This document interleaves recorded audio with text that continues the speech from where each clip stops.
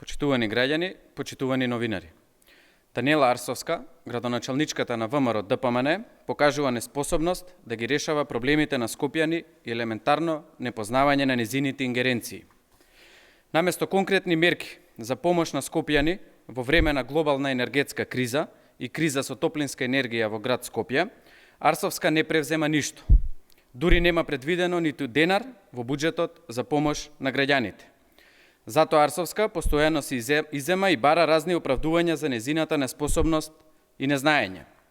Арсовска, односно град Скопје, има обврска пред Скопјани, но има и законски обврски и надлежности во делот на енергетиката. Член 151, став 1 од Законот за енергетика јасно вели дека заради сигурно, безбедно, непрекинато и квалитетно снабдување со топлинска енергија на потрошувачите на своите подречја, единиците на локална самоуправа овозможуваат услови за извршување на следните енергетски дејности: производство на топлинска енергија, дистрибуција на топлинска енергија и снабдување со топлинска енергија. Арсовска и ВМРО ДПМН ги заборавија Скопјани среде криза. Во буџетот за 2022 година за 6 пати се намалени средствата за субвенции за набавка на инвертори, а нема ниту еден денар издвоено за справување со енергетската криза.